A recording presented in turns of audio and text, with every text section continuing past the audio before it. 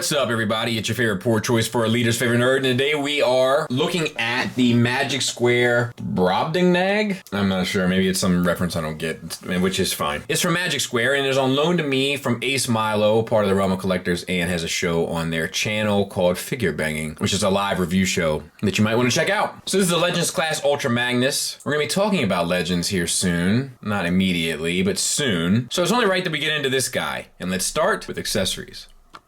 So he comes with a gun. It's got some black paint on it, which is nice. Here, there, and there, there, and there. Otherwise, it's just sculpt work, but it does the job. And a fold-down peg so that he can hold it. The gun can also be stored in the top for truck mode. It's a little tricky, and the tolerance is a little tight to get it sorted, but it's not impossible. 2 rocket launchers, sculpted well enough. Once again, red paint on the ends.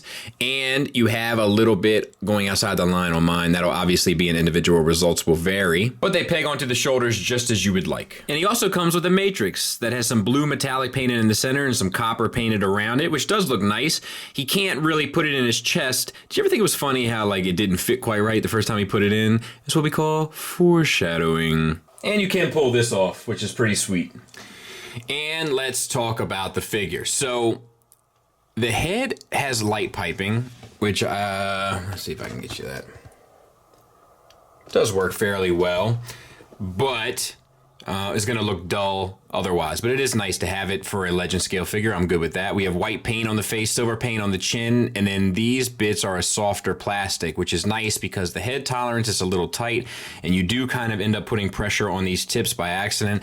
And first impressions wise, this plastic is that softer plastic, so it's nice that they follow suit here, and this is maybe even a bit softer. So all of that works well. The head is on a swivel connected to a hinge, so you can get up a good bit, not really anything down, and then the swivel, which works.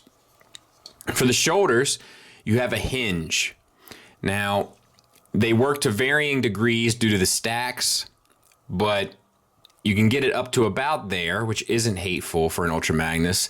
Nothing really out to the side. You do get the swivel. And then you have some blue and white paint there, which looks nice, and some gray paint on the back. Bicep swivel, single hinged elbow.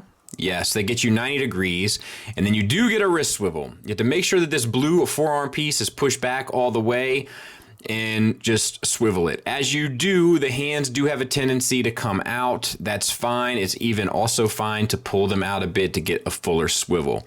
All of that is kind of a cheat, but I think it gets credit.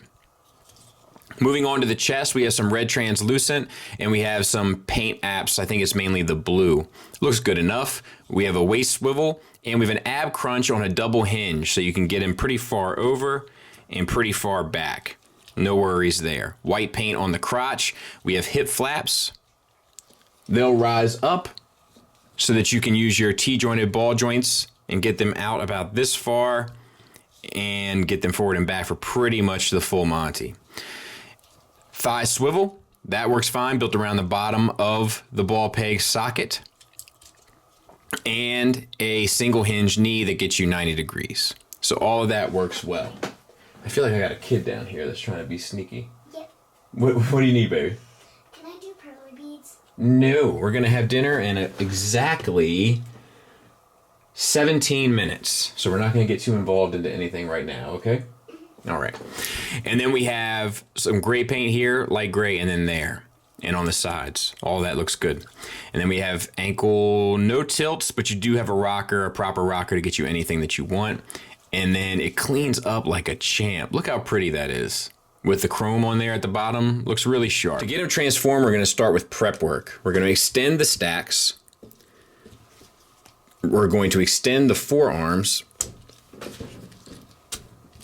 And we're going to pull these side pieces out. Now you can also use these as a butterfly joint, but it's a little harder to hide. But, I think you could get it to work with no issue. So bring those around to the front. The next thing you're going to want to do is extend where the shoulder is mounted so that it flips to the other side. And you're going to want to do that on both sides. Extend the waist. Fold the extended stacks towards the middle. And then maneuver this whole section around to the top of the arm.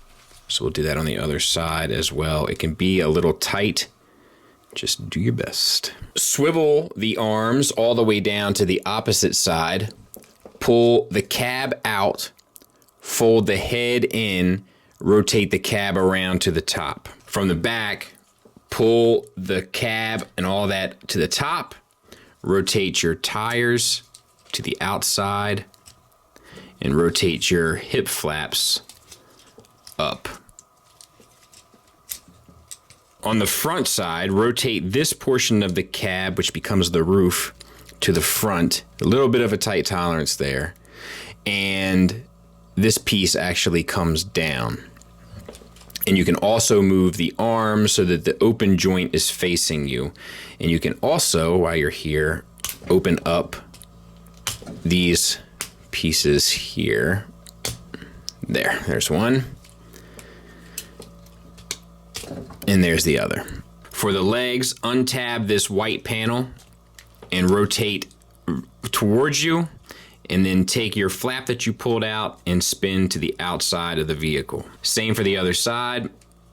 Untab this white panel to allow you to rotate this whole piece, and then take the whole assembly that you untabbed and spin it to the outside of the vehicle, at which point you can close the legs together both at the knees and, of course, at the feet. Take the tires that are down at the bottom of the feet, take them down, spin them around, put them back up on both sides, down, around, and back up. At this point, we're going to close up our arm panels, and we're going to tab in these tabs into the lower legs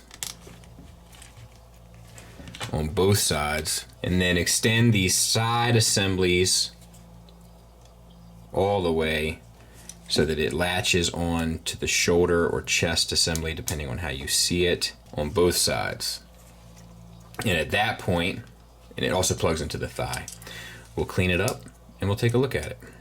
And I think it's incredibly impressive. I will say, like, there's a little bit of an issue trying to get the arms all to work out and put the gun and have it all sort of line up properly, but it's not impossible. And as you heard, I kind of got to get dinner going soon, so I don't have a whole lot of time to do this. But rolls like a champ. You have articulation at the cab on that screw there. Cleans up well, looks the part. Like, I think it's really impressive, and it's really fun to get between both modes. There is a little bit with this guy, and it's both in robot mode and in truck mode, where as you're manipulating it, you kind of have to clean things up as you mess with it. But I kind of feel like that's a small price to pay for what you actually get here. Like, for instance, this just in manipulating has pushed this all the way back. So we'll slide it up again. Just little stuff like that. But I mean, all the chrome details, all the paint, the cohesive color look between the red, white, and blue, it all looks good. It all comes across well. The cab looks beautiful, all the sculpted detail and all the rivets and such. Like, it's just really well done. I mean, could it be better? Yes. Could they all be better? Probably. But overall, I think it's a really impressive Legends. I just wish there was a little bit more like solidity to it, like in the cab, this section, and the arms. Final thoughts wise, let's talk about the negatives. And as I kind of just stated, the big issue here is partly the solidity of it, especially in truck mode. Getting it all to kind of stay solid can be slightly problematic. Not the biggest pain in the world, once again, but something worth noting. And that same thing kind of follows through in robot mode. The waist with the ab crunch and stuff has a tendency to kind of work itself loose. The wrist could move a bit better around the forearm panels and such. Some of that is going to be frustrating for you as you manipulate it. But that's really it for the negatives. The positives are, it's great sculpt, it's great paint, it's not a ton of it, but it's more than enough for a Legends class figure. Plenty of little accents along the way. It's a lot of fun. The transformation is fun, interesting, and cool. Comes with a fair amount of appropriate accessories, and the articulation works well. So yeah, this is another knockout, in my opinion, from this company on the Legends class stuff. I'm not sure, I mean, other than making things kind of get stuck in a bit better, I'm not sure if I would make one single change to this. It's really, really well done. So it's a strong recommend for me. Hope that helped. Thanks for listening. Thanks for watching. Until next time, take care.